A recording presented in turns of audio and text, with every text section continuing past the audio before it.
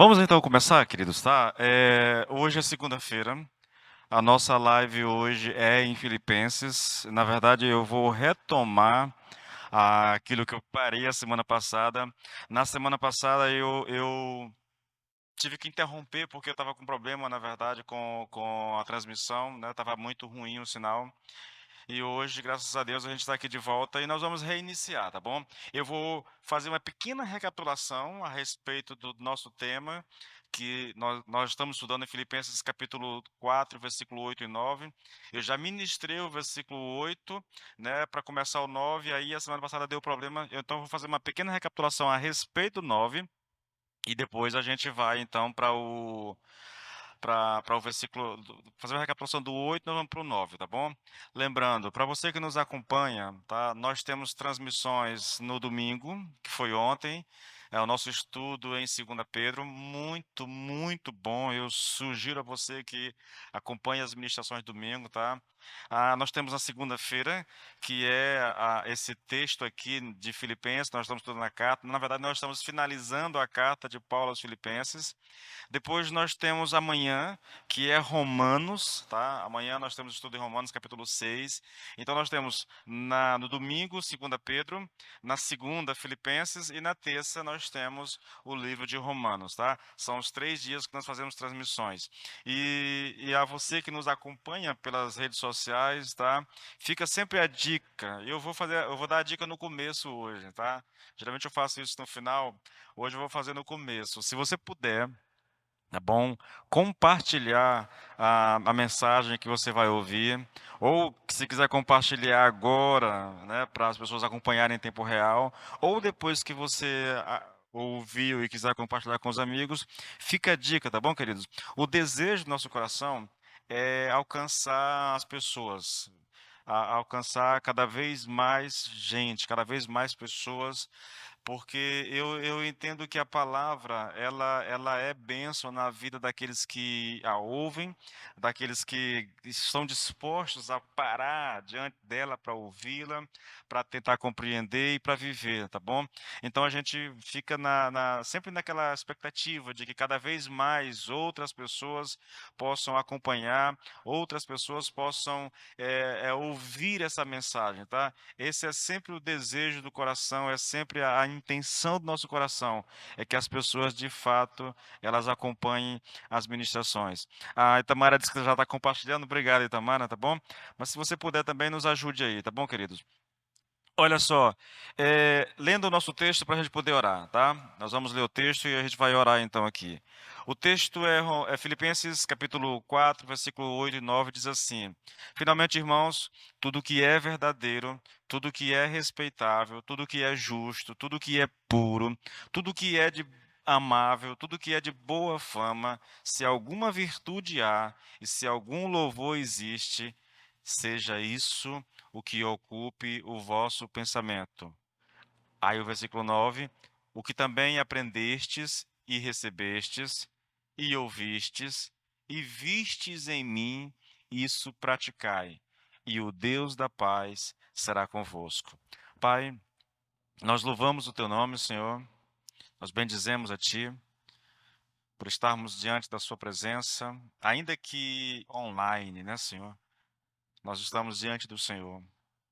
Paramos para ouvir a tua palavra, paramos para receber do Senhor uma palavra de direção, uma palavra de orientação. E nós pedimos, Pai, que nesse tempo em que nós estaremos aqui, ouvindo, aprendendo a palavra, o Senhor nos abençoe. Nos abençoe com a compreensão da palavra, nos abençoe com a disposição de viver a palavra e nos abençoe, Senhor, pelo fato de estarmos diante de Ti, de consagrarmos esse tempo para ouvir a Tua palavra. Que de fato seja um tempo precioso na vida de todos os teus filhos. Sejam aqueles que estão ouvindo agora essa mensagem ou aqueles que ainda ouvirão nas redes sociais. Senhor, abençoe poderosamente cada um deles em nome de Jesus. A mim, eu peço graça, eu peço sabedoria, peço o poder do teu Espírito, Senhor, para ministrar a tua palavra de maneira que ela chegue ao coração dos teus filhos com poder, Senhor, como ela de fato deve chegar, no poder do Espírito, em o nome de Jesus. Amém e amém. Amém, queridos. Veja, eu vou só fazer uma recapitulação bem rápida do versículo 8 e aí a gente vai chegar no versículo 9, tá bom? Paulo fala aqui de algumas coisas interessantes. Ele diz: tudo que é verdadeiro, tudo que é respeitável, justo, puro, amável, de boa fama, se alguma virtude há, se algum louvor existe, que isso ocupe o nosso o pensamento. Seja isso, na verdade, é a expressão que ele usa, né? Seja isso o que ocupe o nosso pensamento. Bom, quando ele diz tudo que é verdadeiro, verdadeiro aqui significa aquilo que é confiável e fiel, o oposto do que é falso ou mentiroso, tá? A mente do cristão deve estar fixada em tudo que é real, genuíno e autêntico. Não tenho como ministrar tudo, é só uma pequena recapitulação. Quando ele diz que tudo que é respeitável, ou dependendo da sua tradução, venerável, né? A palavra grega aqui, irmãos, ela traz a ideia de alguém que vive neste mundo com uma profunda consciência de que o mundo inteiro é um templo e tudo que ela faz, né, deve ser um culto a Deus. Então, veja, o Steve Lawson, ele falando sobre isso, ele diz o seguinte: olha, tirem da sua mente as coisas vis e ordinárias, tirem o pensamento da sarjeta, desvie a atenção das coisas frívolas, concentrem-se no que é honroso. Viva para Deus, faça da sua vida um culto permanente a Deus. É mais ou menos essa ideia, né, do respeitável, do venerável, entendeu? A outra palavra aqui é justo, tudo que é justo. Essa palavra aqui, querido, ela enfatiza aqui uma correta relação com Deus e com os homens. Ou seja, nós devemos viver com as pessoas, né, e em relação a Deus de acordo com a lei de Deus. Essa é uma coisa interessante, irmãos. Nos tempos antigos, essa palavra aqui, ela era usada em relação às balanças do mercado. Uma medida padrão era colocada em um dos pratos da balança e os grãos eram despejados no outro, até que os dois ficassem equilibrados. Eu estou sem meu microfone aqui do centro e eu não posso gesticular tanto, né? Mas a ideia é que haja equilíbrio na balança, entendeu? Ser justo é isso. É viver uma vida equilibrada, é viver uma vida reta, vivendo de acordo com a lei de Deus, tratando as pessoas de acordo com aquilo que Deus nos ordena, tratando a Deus de acordo com a sua palavra. Então, isso é viver uma vida justa, tá? Eu estou só recapitulando muito rapidamente. Tudo que é puro, ele diz também. Tudo que é puro, né? Puro aqui é a palavra agnos. Essa é uma palavra grega, né? Que ela vem da mesma raiz das palavras santo, santidade e santificação. Ela se refere ao que não está misturado com impurezas morais, né? Veja, seja uma pessoa pura, não permita a imoralidade ou as impurezas que vêm por meio da imoralidade na sua vida. Viva uma vida de santidade, uma vida de pureza. É essa a ideia do texto, irmãos. Tudo que é amável, fala daquilo que é agradável, atraente, belo, daquilo que reflete beleza ética. Essa palavra, irmãos, ela se refere à beleza da santidade em contraste com a feiura do pecado. Lembra lá da questão da balança? De um lado, veja, ela está em contraste, né? De um lado a beleza da santidade, do outro lado a feiura do pecado. Aqui não é para haver justiça. A balança da santidade deve estar lá em cima o tempo todo e a feiura do pecado aqui embaixo o tempo todo, querido. É mais ou menos isso que é a ideia de ser amável. Ah, por último, aqui, tudo que é de boa fama significa aquilo que é bem falado, que é altamente considerado, entendeu? É uma pessoa respeitável, tanto respeitada tanto aos olhos de Deus como aos olhos dos homens, tá bom? Então, aqui Paulo está descrevendo como nós devemos ocupar a mente. São essas coisas, aquilo que é de boa fama, aquilo que é puro, aquilo que é justo, aquilo que é amável, entendeu? Essas coisas devem ocupar a nossa mente. Irmãos, olha que coisa interessante, né? Ele gasta um tempo dizendo o que deve ocupar a mente de um cristão, tá? Quando nós chegamos no versículo 9, por exemplo, aí ele vai deixar de lado um pouco essa questão da mente e ele vai passar para a prática, para as atitudes. Olha, esse versículo 8 ele está tratando do pensamento cristão, tá? Daquilo que deve ocupar a mente de um santo. De certa maneira, Paulo aqui, ele está descrevendo a forma pela qual o evangelho, ele limita a vida intelectual do cristão, definindo as coisas que ele deve meditar. Olha, se há alguma coisa, Paulo está dizendo, que deve ocupar a sua mente, que seja isso. Que seja essas coisas. Aquilo que é respeitável, né? Aquilo que é amável, aquilo que é justo, aquilo que é de boa fama, são essas coisas que devem ocupar a sua mente. Evite tudo aquilo que não é isso, evite tudo aquilo que é injustiça, tudo aquilo que é pecado, tudo aquilo que é imoralidade, tudo aquilo que é uma vida de rebelião. E tudo isso deve ser evitado. Olha, queridos, parece loucura, eu sei.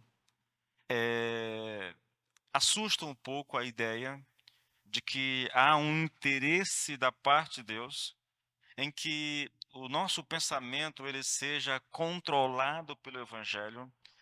Na verdade, irmãos, a gente é chamado por Deus para ajustar não só a nossa mentalidade, a nossa forma de pensar, mas também é chamado por Deus a ajustar a nossa conduta ao Evangelho. É isso que Paulo, ele já falou disso no versículo 8 do nosso pensamento, agora ele vai falar da conduta em relação à vida cristã.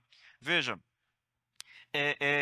não só a questão do pensar, não só a questão intelectual, mas ele vai destacar agora, querido, aquilo que o Evangelho tem para nos dizer na área da conduta, na área da ação, entendeu? Em síntese, o que Paulo vai dizer é o seguinte: olha, se toda a tua vida for controlada pelo Evangelho, então tudo te irá bem. É essa a ideia transmitida aqui. Se os teus pensamentos, se a tua atitude for controlada pelo Evangelho, então tudo te irá bem. Bom, eu quero entrar agora no versículo 9, tá bom? Mas antes de entrar no versículo 9 especificamente para olhar o texto, eu queria abordar contigo aqui dois princípios importantes em relação ao Evangelho, no que diz respeito à nossa vida, tá bom? Olha, primeira coisa que eu queria dizer a vocês: o Evangelho não é algo que acrescentamos às nossas vidas, é antes algo que deve dominar a nossa vida por completo. Veja, irmãos, o ensino no Novo Testamento é de que o Evangelho ele deve controlar a totalidade da nossa vida e não apenas ser uma espécie de acréscimo a ela. Em outras palavras, não deve existir na vida do cristão nada que não venha a estar sob o controle e o domínio do Evangelho.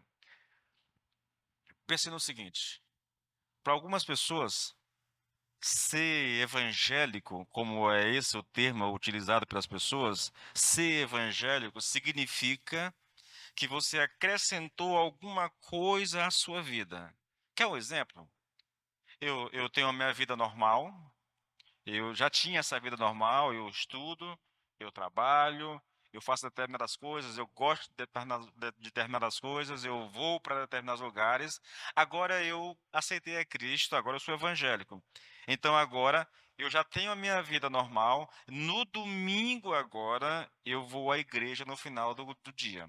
Eu acrescentei alguma coisa. É como se eu fosse membro de algum clube social. Aqui não tem muito, né? Não tem, mas em Imperatriz tem muito. Então eu me vou lá e me associo lá ao Aras Clubes, por exemplo, entendeu? Então eu tenho a minha vida normal, eu estudo, eu trabalho, eu faço isso, eu faço academia, eu faço aquilo. Agora, como eu sou sócio do Aras Clube, então no domingo eu vou tirar a minha manhã e meu dia para o lazer. E eu acrescentei essa questão do lazer à minha vida, acrescentei alguma coisa à minha vida. Muita gente faz isso com o evangelho. Ele acrescenta o evangelho como se fosse alguma coisa que deve ser acrescentada à sua vida. Queridos, deixa eu te dizer uma coisa. Eu vou falar disso, assim, com uma certa convicção. Há muitas pessoas que lidam com o evangelho dessa maneira, como se o evangelho fosse alguma coisa que eu já acrescento à minha vida tão corrida. É só mais um detalhe acrescentado. Isso significa que eu vou ao culto no domingo, quando puder. Aqui e acolá eu faço uma oraçãozinha antes de dormir. Talvez eu leia um, dois capítulos da Bíblia. Então, tipo assim, é um acréscimo. Só que não há espaço, irmãos, para esse tipo de interpretação na Bíblia. Ou o evangelho, ele tem o controle da nossa vida, ou ele não é evangelho para nós, entende? É muito importante que você entendesse. Ouça essas palavras aqui, irmãos. 2 Coríntios 10, 5, Paulo diz assim: estas armas podem derrubar todo o argumento e pretensão contra o conhecimento de Deus. Com estas armas, podemos dominar todo o pensamento humano para torná-lo obediente a Cristo. A ideia do texto, Paulo está falando aqui sobre armas espirituais. Ele está dizendo: olha, nós não lutamos, nós somos humanos, mas nossas armas não são humanas, nós lutamos com armas espirituais. Ele não diz exatamente quais são essas armas, mas ele diz assim: olha, com essas armas, nós levamos cativo todo pensamento à obediência de Cristo. Sujeitamos o nosso pensamento a Cristo. Irmãos, observe, querido, todo o nosso pensar, toda a nossa atividade intelectual deve sujeitar-se ao senhorio de Jesus.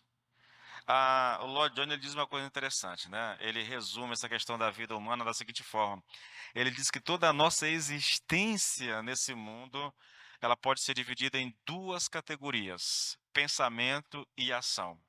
É uma forma interessante, né, de se resumir a existência humana, né? Pensamento e ação.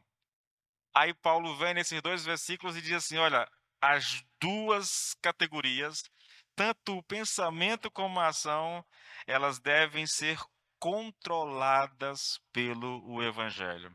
Ouça mais uma vez, irmãos: tudo que é verdadeiro, tudo que é respeitável, tudo que é puro, amável, tudo que é de boa fama, se alguma virtude há e se algum louvor existe, seja isso o que ocupe o vosso pensamento. O que também aprendestes e recebestes e ouvistes e vistes em mim, isso praticai. O que ele está dizendo aqui? Que todo o nosso pensar, todo o nosso agir devem ser controlados pelo Evangelho do nosso Senhor Jesus Cristo. Esse é o primeiro princípio. O segundo princípio, querido, é que a mensagem do Evangelho sobre a santidade, está falando de conduta, no caso, né? Também de pensamento, da nossa existência quanto cristão, isso é a santidade, ou a santificação, ela nunca é apresentada como uma lei, como uma lei. Veja, irmãos, há uma certa cautela aqui com relação à doutrina da santidade do Novo Testamento, porque a gente corre o risco de transformar a doutrina da santidade em apenas moralidade. O que eu estou querendo dizer com isso, irmãos? Quando a gente vai para o Novo Testamento, o Novo Testamento não faz uma lista de regras e regulamentos. Nunca diz o que fazer e o que não fazer. Isso é lei, na verdade. Isso é moralidade, entendeu? Uma igreja baseada em moralidade, ela é cheia de regras. Você pode isso, você não pode aquilo. Você deve ir para tal lugar e não para esse. Você pode ouvir esse tipo de música e não esse. Isso é moralidade. É uma vida baseada em regras, em regulamentos, em leis, entendeu? O Novo Testamento não apresenta a santidade dessa forma. A santidade é algo. Veja que coisa interessante, né? A santidade diz no Novo Testamento é apresentada como algo não somente essencial, mas também inevitável, se é que nós verdadeiramente desejamos desfrutar as bênçãos do Senhor. Vou citar Lloyd Jones para você entender melhor. Ele diz assim: olha, no Novo Testamento, a doutrina da santidade é um apelo dirigido ao nosso bom senso cristão. É um apelo feito à nossa razão. Não vem, por assim dizer, na forma de uma ordem ditatorial. Faça estas coisas. Não. Na verdade, ela vem e diz: se você deseja realmente desfrutar a plenitude e as bênçãos do Evangelho de Cristo, há algumas coisas que você deve fazer. Veja, irmãos, não vou aqui, não estou criticando aqui as igrejas que agem dessa forma, entendeu? Que o irmão recebe uma lista daquilo que ele pode, o que ele não pode fazer e tal. Não vou criticar isso, não. Eu acho que não vale a pena, não. Eu só quero dizer a vocês que, baseado no Novo Testamento, as cartas de Paulo e tudo mais, você não vai encontrar exatamente uma lista do que você deve ou não deve fazer, pode ou não pode fazer. Não há muito isso, entendeu? Paulo sempre, eu já disse isso aqui, Paulo sempre apresenta a doutrina, aquilo que Deus fez por nós, aquilo que diz respeito à nossa realidade em Deus, e depois disso, ele diz: olha, baseado naquilo que Deus fez por vocês, agora vocês vão agir dessa e dessa maneira. É muito assim, irmãos, né? Ou então, como está colocado aqui: olha, teu pensamento e teu agir devem ser controlado, governado por Cristo, pelo Evangelho. Se você fizer isso, então você vai ser abençoado. Eu vou já falar sobre essa questão, tá bom? Tipo assim, há uma espécie de condicional, irmãos, aqui. Olha, na verdade é isso que eu vou falar. As bênçãos do Novo Testamento, elas são condicionais. A pergunta é, né? Mas será que não é um exagero afirmar uma coisa dessa, de que as bênçãos são condicionais? Não estamos debaixo da graça e a graça não significa favor merecido? É verdade, irmão. Mas olha o que Paulo diz, irmãos.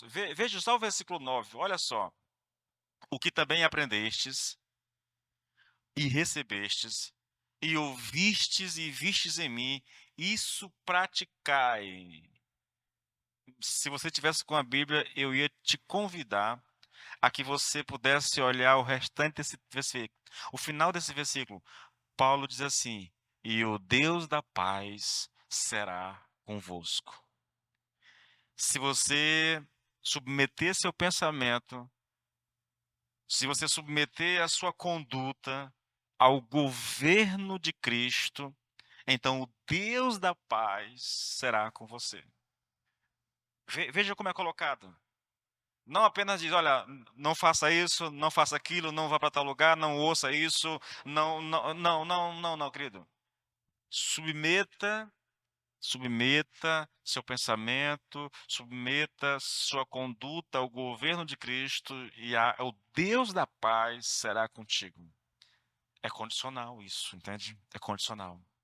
Na verdade, querido, não há nenhuma bênção de Deus que não seja condicional. Sabia disso? Olha isso aqui, Efésios 6, versículo 2 e 3. Honre o seu pai e a sua mãe, que é o primeiro mandamento com promessa, para que tudo corra bem com você e você tenha vida longa sobre a terra. Percebe? Honre, e se você honrar, tudo vai bem para ti. Tudo vai bem para ti. É essa. Eu poderia citar aqui, tem aqui as bem-aventuranças, né? Lá em Mateus 5, a partir do versículo 3. Bem-aventurados os pobres de espírito, porque deles é o reino dos céus. Bem-aventurados os que choram, porque serão consolados. Então, sempre condicional, irmãos. Sempre condicional. Agora, eu tinha muito texto. Agora vamos voltar para o versículo 9. Vamos dar uma olhada no versículo 9.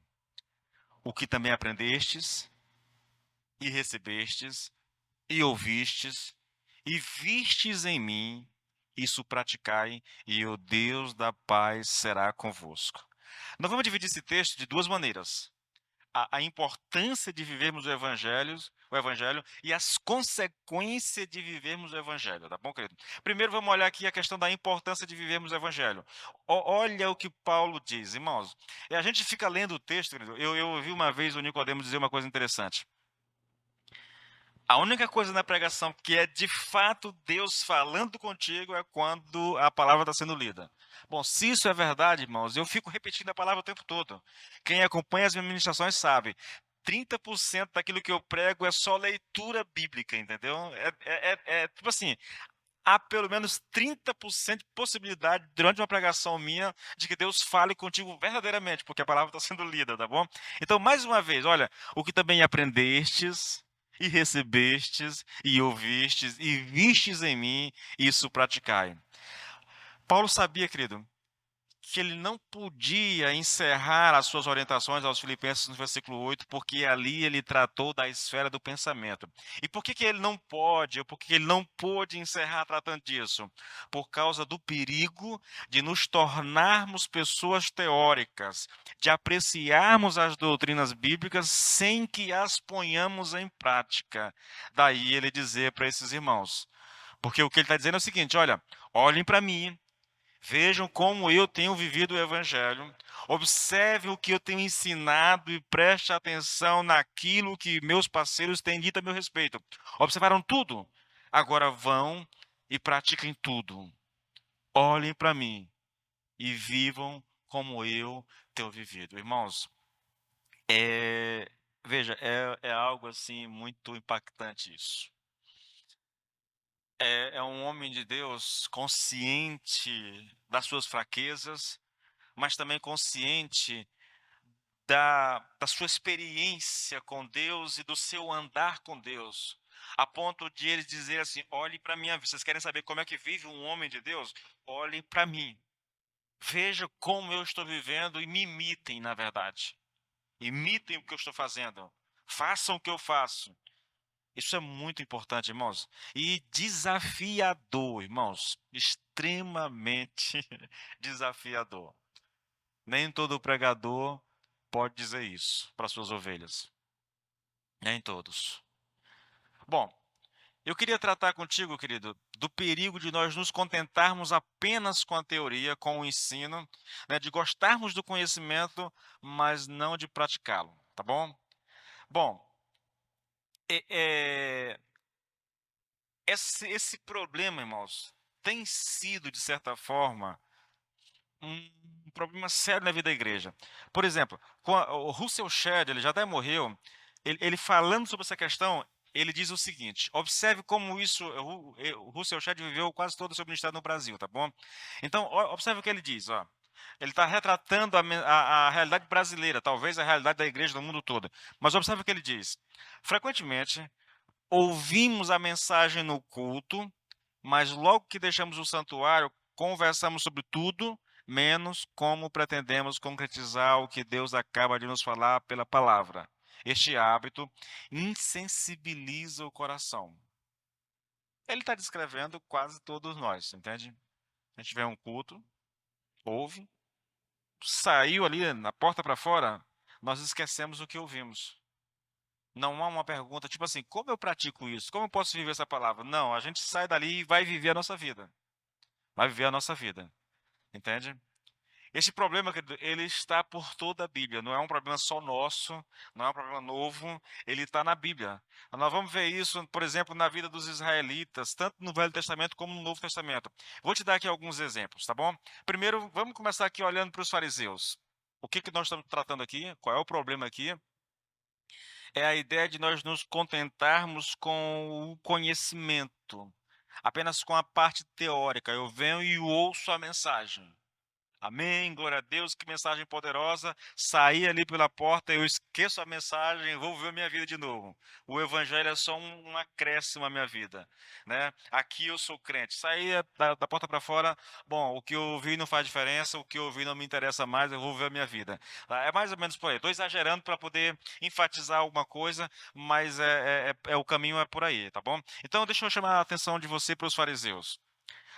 Eles, apesar do profundo conhecimento que possuíam a respeito das Escrituras e de serem mestres no ensino destas Escrituras, eles não a praticavam. Foi sobre eles que o Senhor Jesus Cristo disse: façam o que eles dizem, mas não façam o que eles fazem. A ideia toda, irmãos, é: a gente ouve, mas não vive. A gente está sempre aprendendo, mas nunca colocando em prática. Essa é a ideia. A segunda questão aqui, o segundo exemplo aqui, são os judeus do tempo de Paulo. quem é da igreja está habituado com isso, porque nós estudamos isso assim de maneira bem detalhada. Em Romanos 2, Paulo trata disso. Olha como Paulo descreve, irmãos, veja a descrição como ela é perfeita. É trágica, mas perfeita, porque retrata claramente essa ideia. Romanos 2, a partir do versículo 17.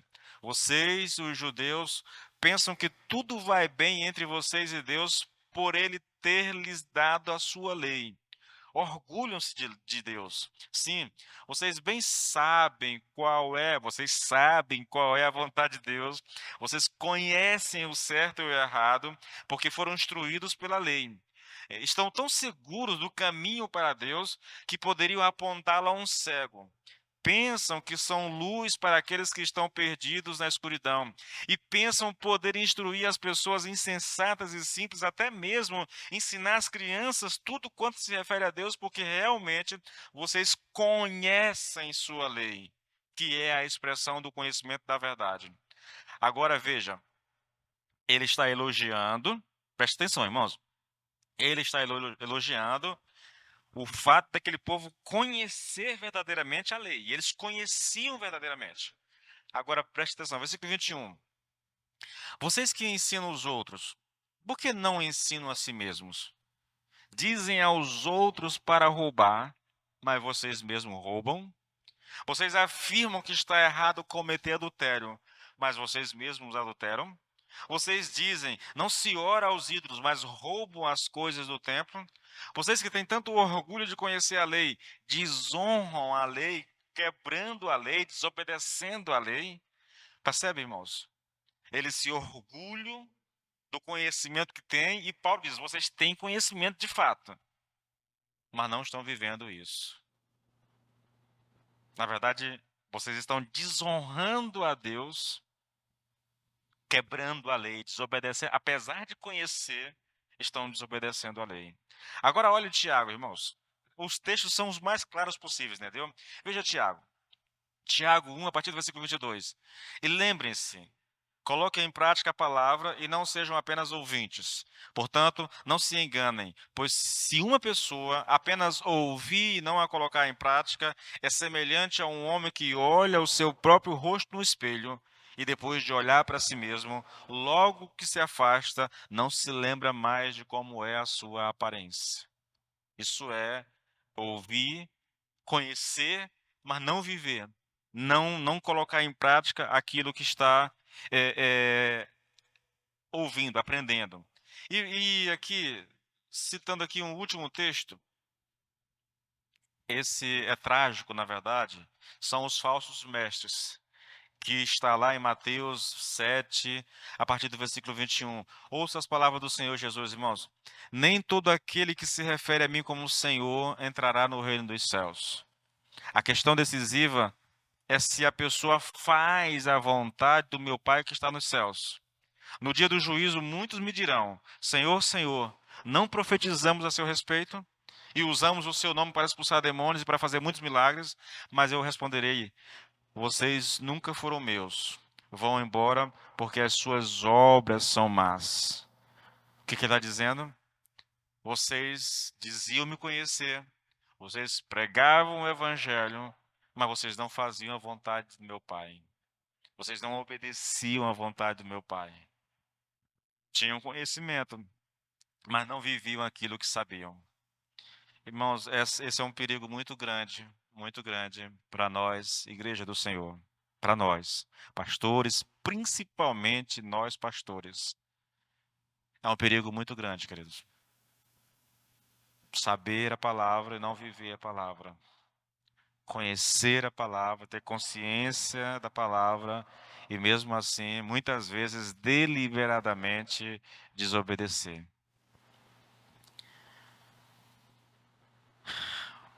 Veja, irmãos,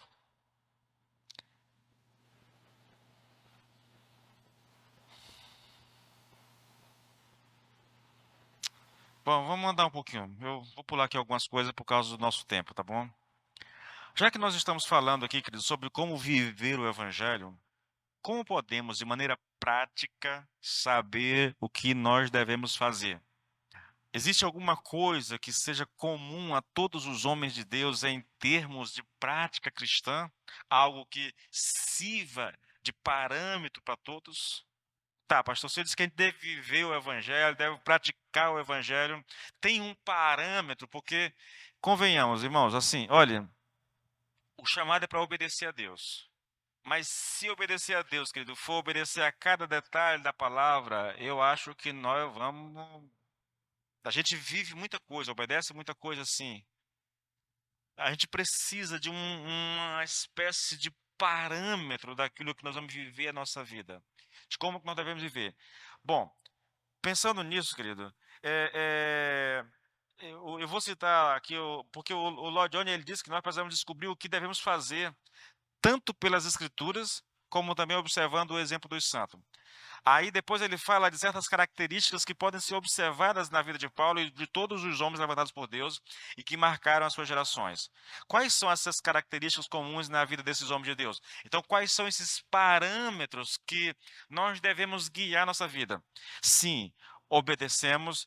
A Bíblia diz para honrar pai e mãe. Você deve honrar pai e mãe, não tenha dúvida disso, querido. A Bíblia diz que nós devemos orar. Ore, mas assim, eu queria estabelecer um parâmetro, pelo menos um norte pelo qual. Porque muitas vezes as pessoas pensam assim, pastor, mas como é que faz isso realmente? É para fazer tudo que está na Bíblia, né? É obedecer tudo. Sim, o chamado vai ser esse, tá? Mas qual é o parâmetro, assim, aquilo que os homens viveram, que serve de modelo para nós, para que haja referencial para a nossa vida, para que a gente possa colocar. Eu vou colocar aqui algumas coisas aqui, irmãos, que devem ser parâmetros para nós, tá bom? E eu vou encerrar essa mensagem com esses parâmetros que devem nortear a nossa vida. Repetindo, irmãos, isso não vai substituir a tua leitura bíblica, a tua consciência do que Deus quer de você, ou a tua experiência com Deus na sua devocional, tá bom? Às vezes você está na sua devocional e Deus fala alguma coisa contigo, né, especificamente contigo. Então isso eu não posso, com esses parâmetros aqui, eu não posso anular esse tipo de experiência, né, pessoal. Não dá para fazer isso, tá bom? Eu acho que cada um de nós deve conhecer, se tem intimidade com o Senhor, deve ter esse tipo de experiência, entendeu? Alguns detalhes da vida, a atenção mais em algum fator do que no outro. O que eu vou colocar aqui são parâmetros gerais, extraídos da vida dos grandes homens de Deus, que servem para nos referenciar, que servem de modelo para nós, viu? Eu espero que você me entenda dessa forma. Bom, o primeiro parâmetro aqui, querido, é que todos esses homens de Deus desejavam viver para a glória de Deus. Eu acho que isso vem acima de tudo, irmãos.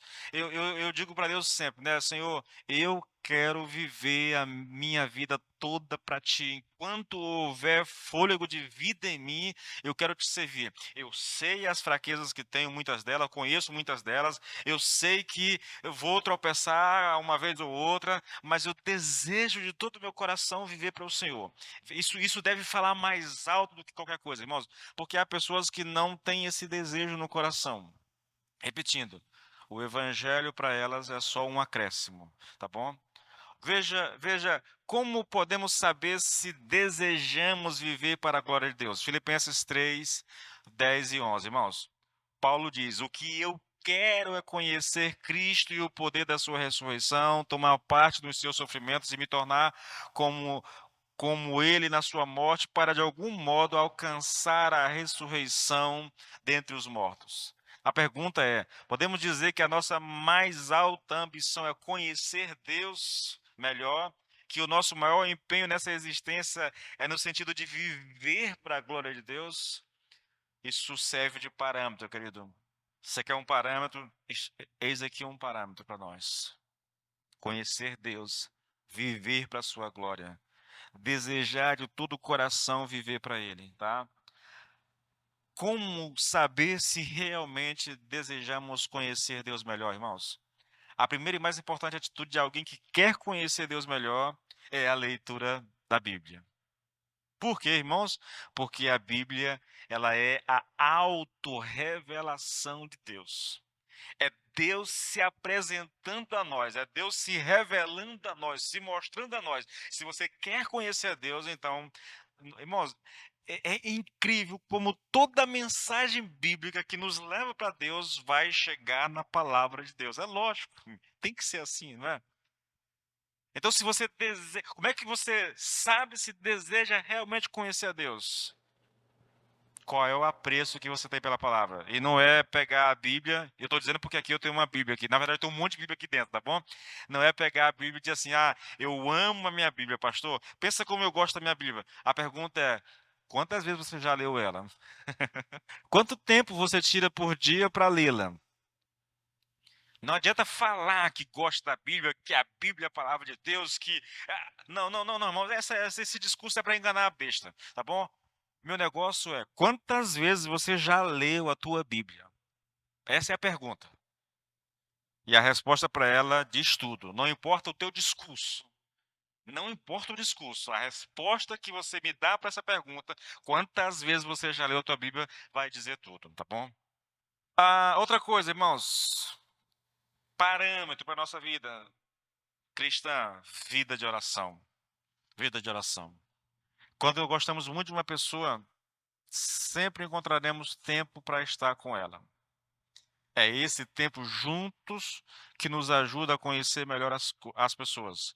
Com Deus não é diferente, pois se quisermos conhecê-lo melhor, certamente precisamos de passar tempo conversando com Ele. Tempo na presença do Senhor, irmãos. Tempo na presença do Senhor. Nós precisamos disso. Deixa eu fazer aqui uma pausa, vou abrir uma aspa, tá? Talvez eu até pegue isso aqui, corte e coloco no grupo da igreja amanhã, porque eu venho falando isso para os irmãos. Amanhã, querida, terça-feira, aqui na igreja, nós temos um encontro com Deus. Não é um culto como o culto de domingo. Não tem louvor, celebração, aquela coisa toda, nada. Não tem aquela formalidade toda. O nosso encontro com Deus aqui vai de 7 até 9. De 7 às 8, das 19 às 20 horas, oração. Só oração, mais nada. 7 até 7h20, às vezes até 7h25, é um tempo pessoal de oração. Se você chega, escolhe uma cadeira, um canto da igreja, senta, vai ter uma música aqui de fundo, você vai orar e buscar o Senhor. Das 19, das 20 horas até as 21, nós temos o estudo bíblico. O nosso tempo aqui, às 2 horas, se resume a isso, a 1 hora de oração e 1 hora de estudo da palavra. Estas são as duas atividades mais importantes na vida de um cristão. Nenhuma outra atividade substitui estas duas. São as mais importantes, irmãos. Preguei sobre isso aqui extensivamente em Provérbios, entendeu? Falei disso exaustivamente em Provérbios. Então, eu desafio a você que me assiste aqui pelas redes sociais, a você que é da igreja, a estar conosco aqui amanhã, às 19 horas, orando, buscando ao Senhor. Poderia falar muito mais sobre isso, mas isso aqui já é o suficiente, tá bom? Bom, a terceira característica, o terceiro parâmetro que nós podemos extrair da vida desses homens, todos eles tinham consciência de sua própria pecaminosidade. Aqui, querido, há uma coisa assim meio que parecido com um paradoxo. Quanto mais conhecemos a Deus, mais consciência temos da nossa própria pecaminosidade. Irmãos, quando você encontra um crente muito falastrão de si mesmo, do orgulho que tem de ser crente, do conhecimento, da sua vida de santidade, aquela coisa toda. Você pode ter certeza que se acha melhor do que os outros irmãos e dos que não são irmãos nem se fala. Você pode ter certeza. Desculpe. Você pode ter certeza, querido. Ele não conhece a Deus o suficiente. O seu conhecimento de Deus é muito pequenininho, porque quanto mais conhecemos a Deus, mais consciência nós temos da nossa própria pecaminosidade, irmãos. Veja, era a prática comum desses homens o autoexaminar-se E este autoexame, era realizado com base nas escrituras e na vida dos homens de Deus. Então ele olha, irmãos, eu faço muito isso, tá bom? Eu gosto muito disso. É ruim porque você vai pro pó, irmãos. Eu li a história de Spurgeon, eu li uma biografia de Mark Lloyd Jones, estou lendo agora a de Lutero, li a de Jonathan Edwards, algumas biografias. Irmãos, é um negócio terrível. Você se sente desse tamanho, querido, mas não tem como, entendeu? Olha para a vida de oração desses homens, o amor que tinham pela palavra, o amor pelas pessoas que não conheciam Cristo, a paixão por Deus. Irmãos, você se sente muito pequenininho. A outra coisa é você pegar a palavra, pegue a palavra, leia e se veja nela. Veja aquilo que Deus quer de você e veja o que você está conseguindo fazer. Você vai conseguir se autoexaminar. Todos eles, querido, consideraram esse mundo como um lugar pecaminoso, oposto a Deus e aos mais altos interesses da alma. A razão pela qual faziam o máximo para evitar sua influência, seus interesses egoístas e as cobiças mundanas. Eles procuravam manter-se afastado disso. Eu acho que você deve conhecer um homem chamado Leonard Ravenhill, acho que é esse o nome, se não me falha a memória. Esse cara morreu tem algum tempo.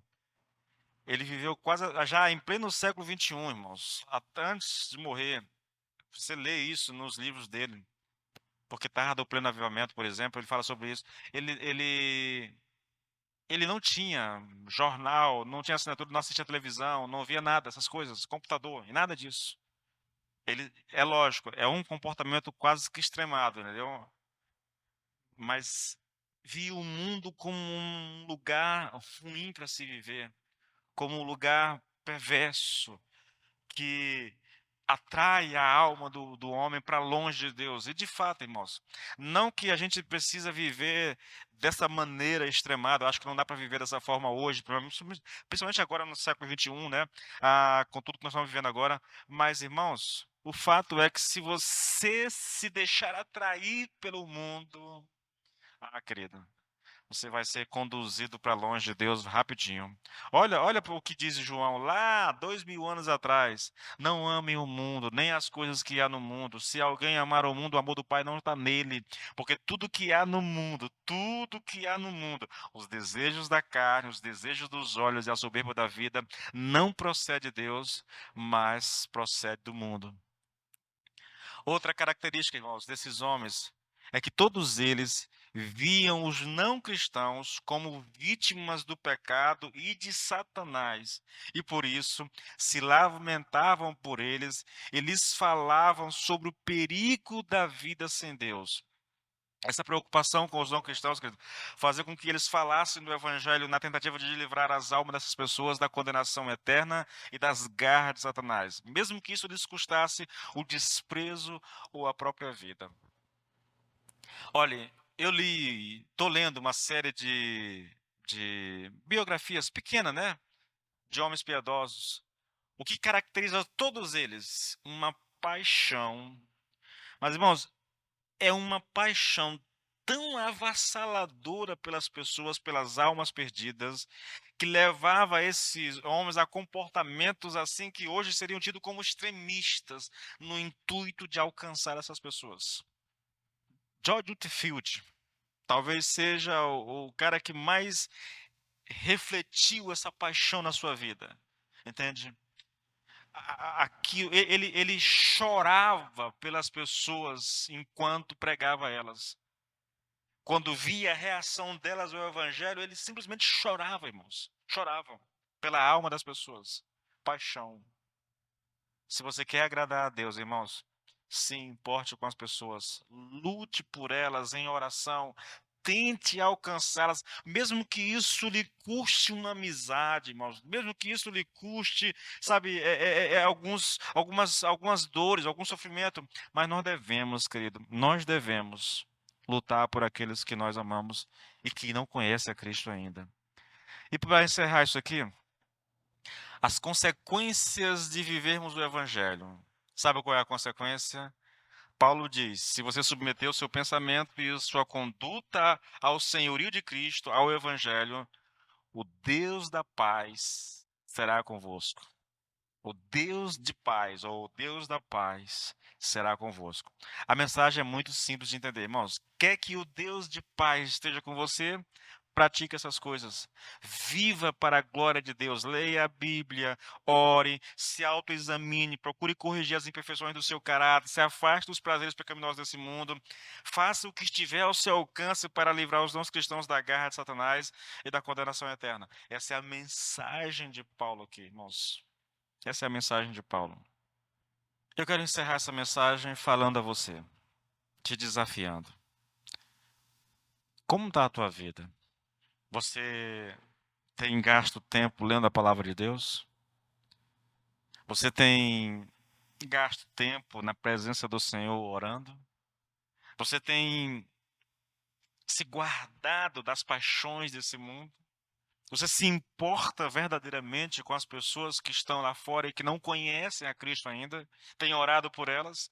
Tem tentado alcançá-las? Como está a tua vida, irmãos? Você tem consciência da sua própria pecaminosidade? Eu acho que isso serve para nós avaliarmos a nossa vida, queridos. Isso serve para avaliarmos a nossa vida. Eu espero que você consiga avaliar a sua vida. E que, avaliando a sua vida, você faça um esforço para corrigir aquilo que está errado. Porque esse é o propósito da mensagem. Nos levar à ação, nos levar a tomar uma atitude. No nome de Jesus. Vamos orar. Pai, nós te agradecemos por esse tempo na tua presença, Senhor, e pela palavra pregada. Muito obrigado, Senhor. Muito obrigado. Fale ao coração daqueles que estão ouvindo agora a mensagem em o nome do Senhor Jesus. E leve-os a uma atitude concreta, Senhor, em decorrência da palavra pregada no nome do Senhor Jesus. Amém.